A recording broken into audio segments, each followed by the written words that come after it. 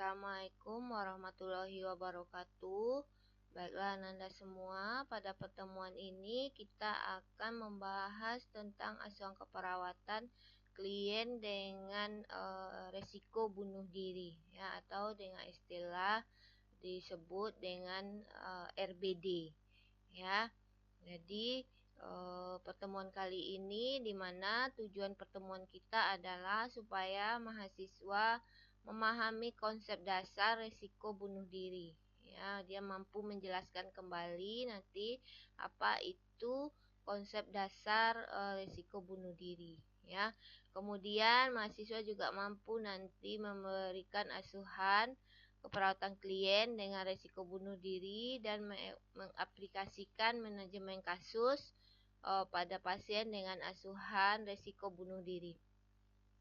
Ya, yang pertama kita akan membahas tentang konsep dasar. Ya, konsep dasar risiko bunuh diri. Ya, jadi sebelumnya Anda semua ya ada yang tahu itu apa konsep dasar risiko bunuh diri? Ya, kita lihat dari pengertiannya. Ya, mungkin dah pada tahu ini apa maksud dengan bunuh diri. Ya. Kita lihat ya, bunuh diri merupakan tindakan yang secara sadar dilakukan oleh seseorang untuk mengakhiri kehidupannya ya. Jadi itu yang dimaksud dengan bunuh diri ya, tindakan yang secara sadar ya. Jadi secara dia sadar melakukannya untuk mengakhiri kehidupannya ya. Jadi bisa saja dia ingin mengakhiri hidupnya dengan berbagai cara. Nah, contohnya dengan meminum racun ya, kemudian dengan memutus urat nadi ya, atau dengan mengakhiri kehidupan dengan meloncat misal dari gedung tinggi ya. Jadi itu dia akhiri kehidupannya secara sadar ya. Kita lihat tentang respon dari perlindungan diri ya. Jadi tentang responnya perlindungan diri, bukan bunuh diri, karena bunuh diri itu sudah masuk ke dalam respon maladaptif ya. Jadi tentang respon perlindungan diri awalnya dimulai dari adaptif sampai nanti ke maladaptif ya. Respon adaptif itu peningkatan diri ya. Jadi ini yang positif ya. Jadi kita memang meningkat harga diri kita ya, itu yang normalnya ya. Kemudian yang kedua itu resiko pengambilan resiko yang meningkatkan pertumbuhan. Jadi sudah ada resiko perbuatan yang menyebabkan seseorang ingin melakukan tindakan-tindakan yang ke arah maladaptif ya. Kemudian perilaku destruktif diri secara tidak langsung ya. Kemudian dia maksudnya di sini adalah merusak diri tetapi tidak dilakukan secara langsung ya. Maksudnya di sini kalau bunuh diri kan langsung dilakukan, misalnya memotong urat nadi ya. Kemudian meminum racun itu kan secara langsung. Kalau destruktif diri tidak langsung ya, contohnya misalnya melakukan tindakan-tindakan yang memang tidak langsung mencederai diri ya, misalnya tidak makan dan minum selama 1 minggu ya, itu kan sudah membunuh atau tindakan yang destruktif atau tidak baik ya, secara tidak langsung. Akhirnya lama kelamaan dia juga kehidupannya berakhir ya. Itu dia. Kemudian yang keempat tuh pencederaan diri ya. Ini sudah mulai dia untuk melukai dirinya ya, dipakai pisau, pakai sile atau benda-benda tajam ya. Kemudian baru bunuh diri ya. Jadi ini 5 rentang respon untuk perlindungan diri, dimulai dari respon adaptif sampai ke respon maladaptif.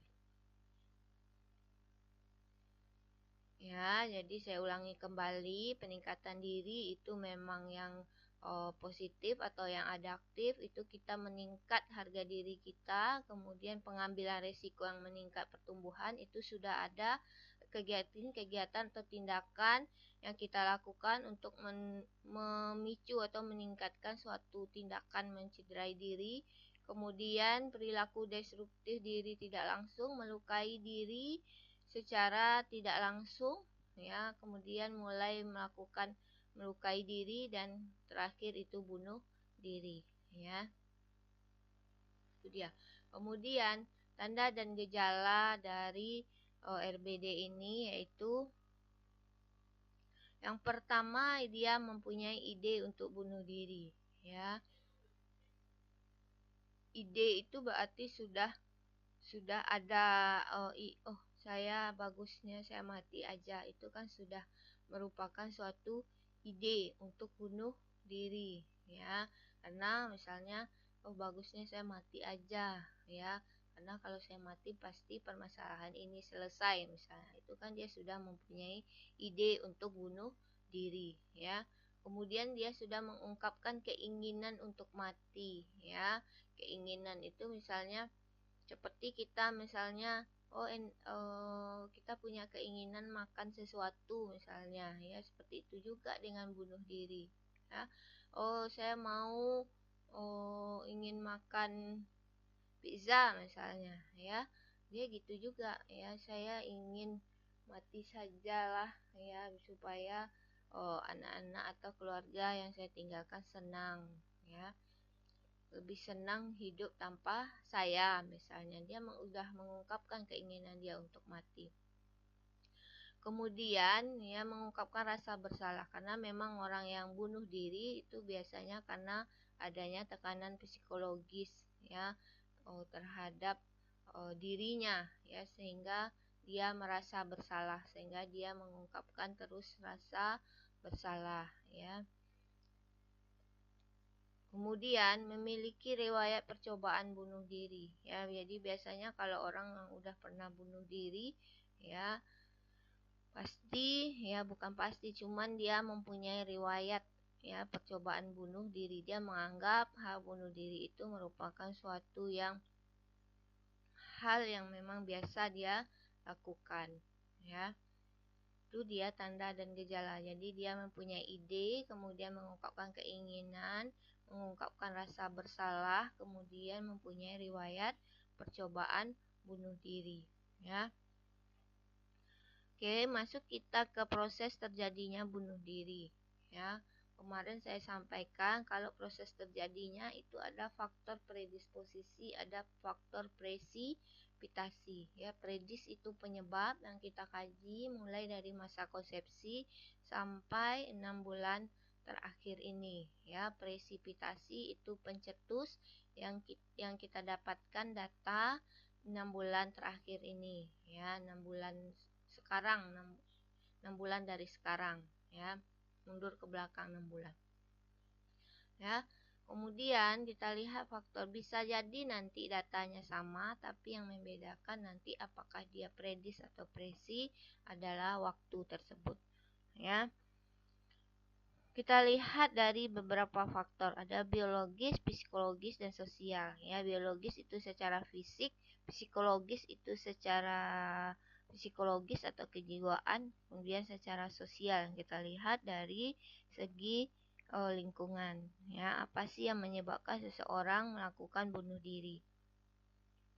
Penyakit fisik, ya.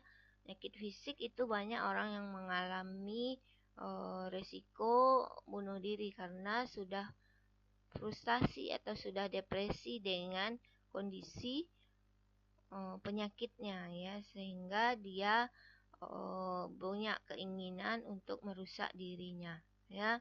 Kemudian karena dia mengalami gangguan jiwa atau gangguan mental, kemudian karena memang penggunaan nafza, ya. Kemudian faktor keturunan, ya. Jadi keturunan juga bisa menyebabkan resiko untuk bunuh diri, ya. Jadi yang diturunkannya sebenarnya adalah riwayat mengalami gangguan jiwa, ya. Kemudian penyakit terminal. Penyakit terminal ini adalah penyakit-penyakit yang tidak mungkin atau tidak bisa disembuhkan kembali, ya. Penyakit fisik yang memang tidak bisa disembuhkan ya. Contohnya sakit gagal ginjal kronik ya, kan tuh tidak bisa disembuhkan lagi secara total ya, sehingga itu yang menjadi penyebab seseorang dari faktor biologis ya. Kemudian secara psikologis ya, jadi secara psikologis yang menyebabkan seseorang melakukan RBD yaitu riwayat kekerasan masa kanak-kanak ya. Jadi ini ada trauma ya, trauma secara psikis ya yang dimulai yang terjadi pada saat kanak-kanak ya. Jadi anak-anak tersebut waktu mengalami trauma sehingga dia tidak bisa atau mendapatkan tekanan secara psikologis ya. Kemudian riwayat keluarga bunuh diri ya. Kemudian homoseksual saat remaja ya. Kenapa homoseksual saat remaja? Karena masa remaja itu merupakan masa peralihan ya, termasuk itu peralihan di segi seksual atau reproduksinya ya. Jika terjadi penyimpangan di saat remaja, maka akan berisiko terhadap RBD ya.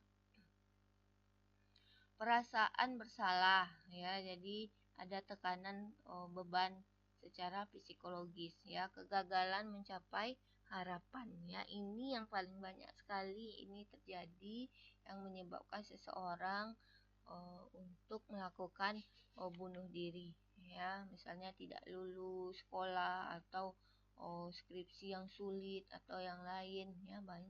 Sudah banyak kita lihat kasus-kasus yang menyebabkan seseorang itu bunuh diri ya. Kemudian dari sosial ya, sosial ini yang menyebabkan seseorang risiko bunuh diri itu adalah perceraian ya, perpisahan, hidup sendiri, tidak bekerja ya. Ini bisa menyebabkan seseorang atau individu tersebut melakukan risiko bunuh diri ya. Perceraian ya, perpisahan bisa disebabkan oleh karena kematian atau perpisahan dengan perceraian ya. Kemudian hidup sendiri ya, jadi mengalami kefanaan atau tidak merasa sendiri ya, sehingga dia mengakhiri hidup ya, tidak bekerja ya. Jadi bisa dikaitkan, kalau kita lihat dari yang seperti ini tidak bekerja, itu bisa kita kaitkan dengan sosial ekonomi ya. Ini banyak terjadi sekarang ini, kita lihat ya. Kita kemarin yang terbaru kasusnya ya, dibunuhnya anaknya ya, 2, setelah itu baru ibunya melakukan bunuh diri ya, karena memang tekanan secara ekonomi ya. Nah, lanjutkan. Ini dari faktor predisposisi ya.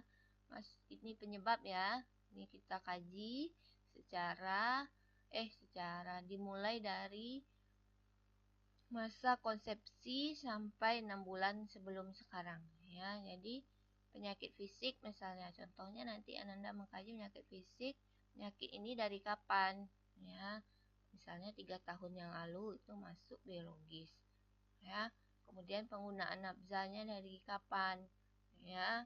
Udah dari SMP ya, masuk dia ke faktor predisposisi dari segi biologis ya. Itu dia yang banyak terjadi ya, yang nanti bisa terjadi biasanya kan perceraian, perpisahan ya. Anda jangan sampai salah nanti, ini jangan sampai bingung ini predis apa presi ya. Lihat saja waktu kejadiannya ya. Kalau predis itu dari masa kehamilan sampai 6 bulan sebelum sekarang ya. Presipitasi itu terjadi 6 bulan sekarang ini. Misalnya kalau sekarang ini bulan Desember, berarti bulan Juni sampai Desember kalau dia mengeluhkan hal ini berarti masuk ke dalam faktor presipitasi, ya. Perasaan marah, permusuhan, keputusasaan, ya, perasaan terisolasi, kemudian kehilangan hubungan interpersonal, gagal melakukan hubungan yang berarti, kegagalan beradaptasi sehingga tidak dapat menghadapi stres. Ya, ini pencetus kenapa nanti seseorang mengalami RBD. Ya, jadi paham ya apa beda antara faktor predis dengan presipitasi ya. Jadi jangan bingung lagi, terkadang datanya bisa sama tapi Anda coba lihat nanti dari waktu. Oke, kita lanjutkan.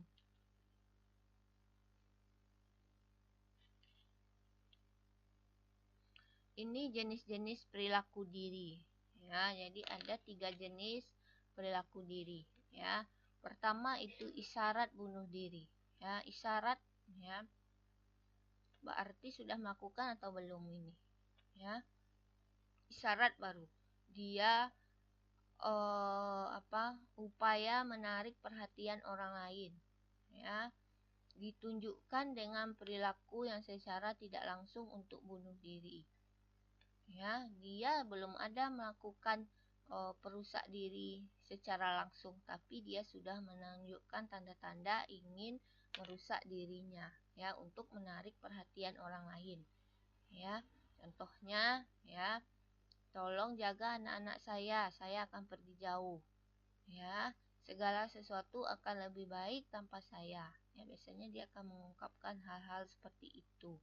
Ya, kemudian dia mempunyai ide.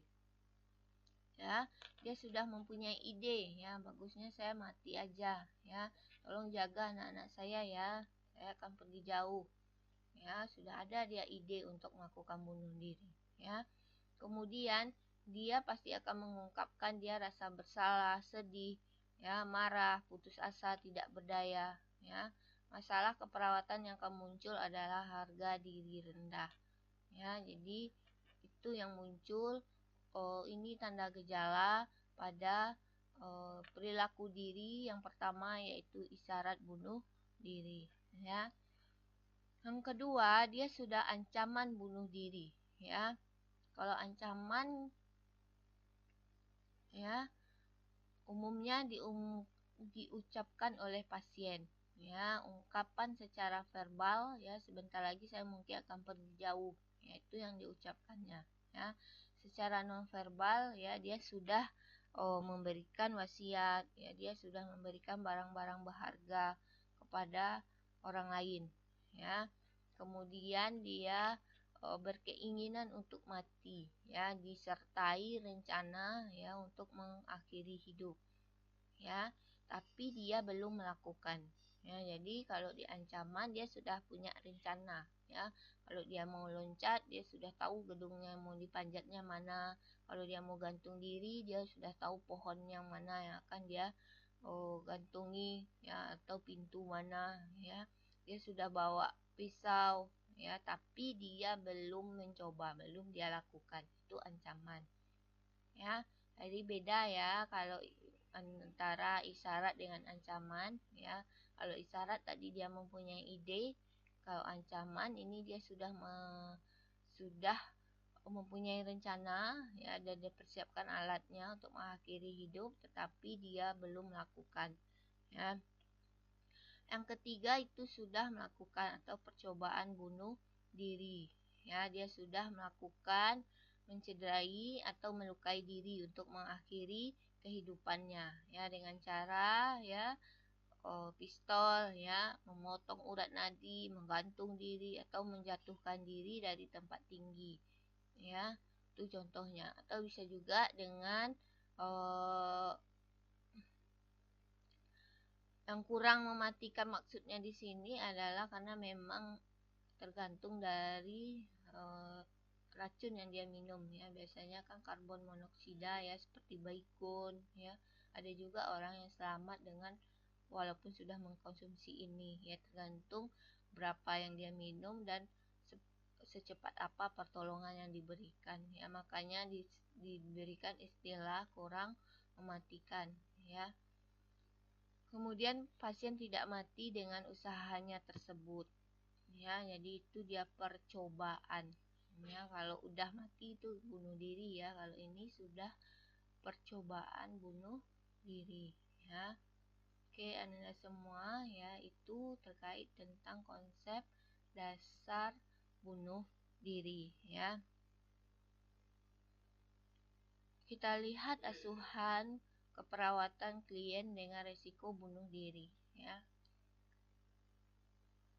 Untuk proses keperawatan ya, perilaku merusak diri ya, itu tidak ada bedanya dari pengkajian-pengkajian sebelumnya ya, atau askep-askep sebelumnya ya. Dimulai dari pengkajian ya, apa yang kita kaji ya, tentu perilakunya seperti apa. Perilakunya memperlihatkan orang mau merusak diri atau tidak. Tentu batasan kita adalah melihat tanda dan gejala ya. Kemudian kita kaji faktor predisposisi ya, secara biologis ada nggak dia menunjang data kita ya. Apa tadi predisposisi yang secara biologis itu kan tadi ada penggunaan nafza, penyakit fisik ya, dan lain-lain ya. Secara psikologis dan secara sosial. Secara sosial tadi ada perceraian, perpisahan, dan lain-lain ya, yang sudah saya jelaskan di atas ya. Jadi itu kita kaji ya. Kemudian stresor presipitasi atau yang mencetuskan seseorang mengalami stres ya. Kemudian kita nilai stresor tersebut ya. Kita dalam kehidupan pasti ada mengalami masalah atau stresor ya. Cuman bagaimana seseorang menyikapi atau mekanisme coping terhadap stresor tersebut. Apakah dia masuk nanti merusak dirinya atau dia menerima hal tersebut ya. Bisa adaptif, bisa maladaptif. Kalau adaptif itu yang positif, kalau maladaptif itu yang negatif, yaitu dengan melakukan perilaku merusak diri. Jadi itu dikaji ya. Misalnya nanti Anda mengkaji kan, misalnya stresor presipitasinya perceraian ya. Perceraiannya itu sejak kapan, bagaimana tanggapan dia terhadap perceraian, perpisahan dengan suaminya. Kemudian dia stres katanya, dia depresi karena dia harus hidup sendiri ya. Nah, kemudian bagaimana dia menilai ya, penilaian stres tersebut ya. Kemudian apa mekanisme coping ya. Kalau dia maladaptif berarti dia pergi nanti, contoh salah satunya bisa dengan perilaku merusak diri. Kemudian muncullah dia diagnosa keperawatan ya. Mutilasi diri, ketidakpatuhan, risiko perilaku kekerasan ya. Kemudian baru kita rencanakan ya. Perencanaan kita ada pendidikan kesehatan, ada pencegahan bunuh diri. Baru nanti kita implementasi dan evaluasi. Kalau seandainya tidak berhasil atau belum berhasil, kita ulang kembali pengkajian ya. Jadi sama ya untuk proses keperawatannya. Masuk kita ke pengkajian ya. Ya, jadi pengkajian bunuh diri ya. Apakah dia masuk kategori isyarat, ancaman, atau percobaan ya. Seperti yang sudah saya jelaskan di atas tadi, kalau isyarat itu dia mempunyai ide ya untuk bunuh diri ya. Kegiatan-kegiatan yang dia lakukan untuk menarik perhatian orang lain ya. Kalau ancaman dia sudah punya rencana tapi belum dia lakukan. Kalau percobaan dia sudah melakukan percobaan bunuh diri dengan berbagai tindakan ya. Itu kita kaji ya. Ini harus paham nih Anda semua ya, karena nanti kita juga akan mengkategorikan pasien kita apakah dia masuk isyarat, ancaman, atau percobaan ya. Barulah nanti setelah dikaji muncul diagnosa keperawatan ya. Diagnosa keperawatan ini dia ya. Kita lihat dari pohon masalah ya. Awalnya memang kebanyakan disebabkan oleh HDR ya. Kemudian setelah HDR dia mulai menarik diri atau tidak mau berinteraksi. Kemudian dia mempunyai risiko bunuh diri dan akhirnya bunuh diri, ya. Ini perencanaan yang kita lakukan ya, yang seperti saya jelaskan di depan ada dua, yaitu pendidikan kesehatan ya, kemudian ada tadi satu lagi perlindungan diri ya. Jadi tujuan perencanaan supaya klien tidak menyakiti secara fisik ya, kemudian intervensinya banyak ini ya, perlindungan, kontrak keamanan, meningkatkan harga diri, mengatur emosi dan perilaku, mobilisasi dukungan penkes atau pencegahan bunuh diri ya. Jadi ini dia yang kita rencanakan ya, perlindungan ya, nanti tergantung dari apa yang dikeluhkan oleh pasien ya, apakah dia perlindungan, kontrak keamanan ya. Jadi Anda harus bisa mengkaji hal-hal tersebut dan melakukan tindakan keperawatan ya. Ya, perlindungan ya, secara verbal ya, informasikan bahwa keberadaan perawat adalah melindungi klien dari bahaya yang datang kepada klien ya. Kita tahu ada perasaan untuk menyakiti diri sendiri ya, jadi kita menyampaikan kepada si pasien bahwa kita di situ adalah melindungi dia dari bahaya ya. Tuh, jadi nampak kalau kita itu peduli dan care terhadap pasien ya. Secara nonverbal ya, secara perlakuan ya, kalau kita nampak barang-barang yang berbahaya disingkirkan ya. Contohnya apa? Benda-benda tajam ya. Benda tajam kan tidak hanya pisau saja ya, misalnya pecahan kaca ya. Kalau di rumah sakit jiwa itu kayak tutup pensil ya, tutup pensil, tutup pena ya, itu sudah masuk benda tajam ya. Potong kuku ya. Jadi kita tidak boleh memberikan benda-benda tajam ke pasien ya, karena kalau dia mempunyai keinginan untuk bunuh diri pasti dia sudah bisa melakukan dengan hal tersebut ya. Buat lingkungan benar-benar aman, pengawasan satu persatu ya, tempatkan di dekat North Station ya, biar dipantau ya, observasi ketat ya. Itu yang kita lakukan ya. Kemudian itu perlindungan, yang kedua itu kontrak keamanan ya, bina HAM ya. Jadi semua tindakan keperawatan jiwa yang pertama yang kita lakukan itu adalah pertama bina HAM ya. Kalau HAM tidak terbina maka akan sulit ya. Makanya ada istilah, Bu, misalnya udah dikaji nggak bisa ngomong, datanya nggak dapat, biasanya disebabkan karena HAM ini tidak terbina ya. Kemudian buat kontrak bahwa klien tidak akan menyakiti diri dalam satu periode tertentu ya. Buat kontrak dengan pasien ya. Jika ada keinginan untuk menyakiti diri ya, beritahu perawat ya. Kemudian menyerahkan benda yang berbahaya seperti pil atau senjata ya. Jadi kita bikin kontrak dengan pasien ya. Kemudian setelah terjadi saling percaya ya, maaf tadi itu bina HAM dan saling percaya ya. Kemudian setelah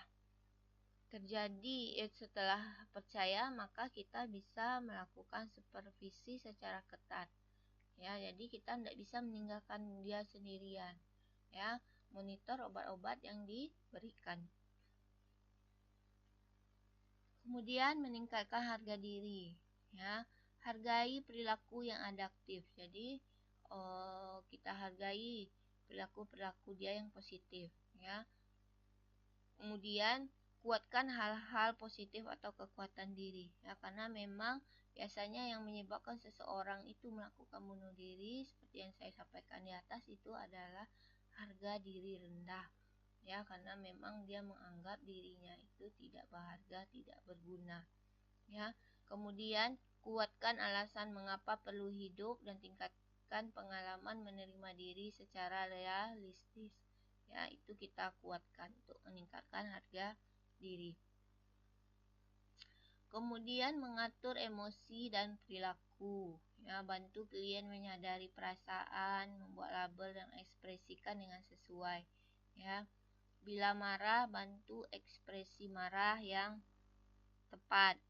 Ya, bantu eksplorasi faktor predis. Ya, jika krisis telah berlalu, jadi bisa mengenali waktu dengan risiko tinggi, ya, pencetus perasaan yang terstimulasi, ya. Itu dia, ya. Kemudian selama stres, ajarkan untuk meningkatkan pelibatan dengan orang lain, yaitu contohnya bercerita atau menyampaikan kalau lagi ada masalah dengan orang lain, ya. Kemudian lakukan aktivitas fisik sehingga tidak stres berkepanjangan, ya. Kemudian rileks dan bercerita tentang perasaan dengan orang lain atau bisa dengan tulisan.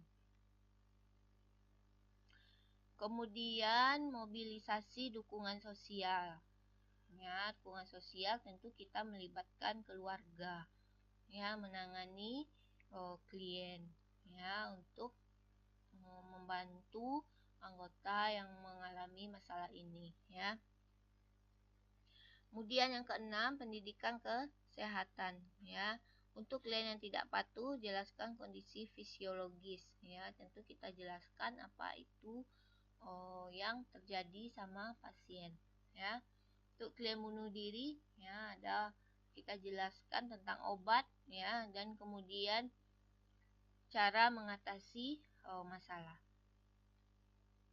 Kemudian pencegahan bunuh diri, ya, dengan melakukan pengendalian senjata atau benda-benda tajam, pembatasan penjualan alkohol. Jadi hal-hal ini dilakukan untuk melakukan pencegahan bunuh diri, ya.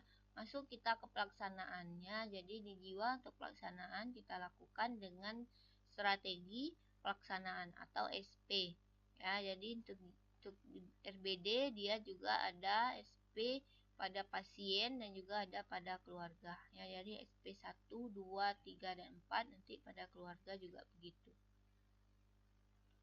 Nah, ini dia SP 1, ya. Ini nanti Anda masukkan ke dalam fase kerja, ya, di SP1, mengidentifikasi beratnya masalah, ya. Jadi ditanyakan apakah beberapa pertanyaan, nanti Anda bisa mengelompokkan apakah dia masuk kategori isyarat, ancaman atau percobaan, ya. Kemudian mengidentifikasi benda-benda yang dapat membahayakan klien, ya. Jadi kita identifikasi, ya, benda yang ada di sekeliling klien yang bisa membahayakannya. Kalau jika ada, berarti kita amankan. Kemudian kita latih dia cara mengendalikan diri dari dorongan bunuh diri, tapi dengan aspek positif yang dia miliki, ya. Jadi kita untuk meningkatkan harga diri, ya, kita buat daftar aspek positif yang dia miliki. Kemudian baru kita masukkan pada jadwal kegiatan harian, yaitu latihan berpikir positif, ya, terhadap diri dia sendiri, ya. Jadi itu SP1. Untuk yang kedua, ya, kita tetap mengevaluasi SP1, kemudian kita latih dia mengendalikan diri dari dorongan bunuh diri, tapi dengan membuat daftar aspek positif keluarga dan lingkungan, ya. Baru nanti kita latih dia dalam memasukkan jadwal buku kegiatan harian berpikir positif tentang diri, keluarga, dan lingkungan. Ini SP3, ya. SP3 itu evaluasi kegiatan berpikir positif tentang diri, keluarga, dan lingkungan. Diskusikan harapan dan masa depan, ya. Diskusikan cara mencapai harapan, ya. Latih cara mencapai harapan dan masa depan secara bertahap, ya. Jadi kita menanyakan ke dia atau berdiskusi, ya, dia harapannya apa untuk masa depan, ya. Kemudian kita akan latih dia cara mencapai harapan tersebut dan masukkan dalam buku kegiatan harian, ya.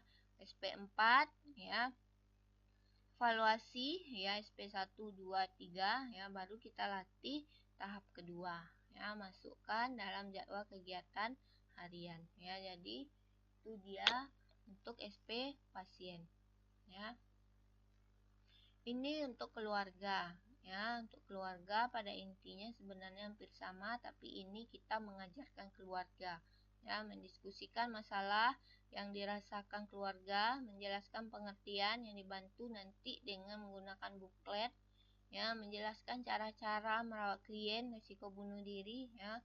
Kemudian latih cara memberi pujian hal positif dan memberi dukungan pencapaian masa depan ya. Jadi kita mengajarkan keluarga untuk peningkatan diri pasien ya, dengan memberikan pujian hal positif ya. Kemudian kita anjurkan membantu pasien sesuai jadwal ya. Kemudian SP2 ya, evaluasi kegiatan keluarga ya, latih cara memberikan penghargaan ya pada pasien ya. Kemudian anjurkan membantu pasien. SP3 ya, evaluasi kegiatan keluarga dalam memberikan pujian ya, bersama ya, mendiskusikan dengan pasien tentang harapan ya. SP4 ya, evaluasi kegiatan keluarga dalam memberikan pujian, penghargaan ya. Intinya itu ada SP1, 2, 3 kita evaluasi ya. Kemudian bersama keluarga berdiskusi tentang langkah kegiatan untuk mencapai harapan masa depan. Tambah satu lagi follow up jika ada menunjukkan tanda-tanda kambuh. Ya, jadi ini ringkasan tindakan keperawatan untuk pasien risiko bunuh diri berdasarkan perilaku. Ya, perilaku tadi kan ada isyarat, ancaman, dan percobaan. Ya, kalau isyarat itu mendiskusikan cara mengatasi keinginan bunuh diri, meningkatkan harga diri, ya, meningkatkan kemampuan pasien, ya. Kan tadi banyak ya untuk tindakan, jadi ini ringkasannya, ya. Ancaman dari dan percobaan bunuh diri itu kita melakukan perlindungan terhadap pasien, ya. Itu dia. Ini evaluasi ya, perlu pemantauan perilaku. Bila terjadi perilaku merusak diri, jangan membuat perawat putus asa, tetapi berikan harapan kepada klien ya, bahwa dia akan tumbuh dan menikmati hidup lebih baik lagi ya. Jadi bekerjalah dengan hati ya, memahami makna pekerjaan dan merasa akan bahagia ya. Kenapa? Karena memang kita akan merasa bermakna jika bagi orang lain ya. Oke, mungkin itu saja topik kita hari ini. Terima kasih atas perhatiannya semua ya. Jadi untuk topik itu sudah saya jelaskan ya. Untuk ASCAP itu sudah saya jelaskan ya. Untuk pertemuan kita hari ini yaitu dengan penugasan ya, tetap membuat percakapan atau SP1 untuk RPD ya. Kemudian lanjutkan dengan role play ya, yang dijadikan role play dengan temannya atau dengan keluarganya dengan percakapan yang telah dibuat, kemudian divideokan. Kemudian baru nanti kita kumpulkan di Edmodo. Oke, mungkin itu saja. Terima kasih atas perhatiannya semua ya. Tugas itu kita kumpul hari Jumat ya, Jumat di Edmodo ya. Mungkin itu saja dari saya. Terima kasih atas perhatiannya. Assalamualaikum warahmatullahi wabarakatuh.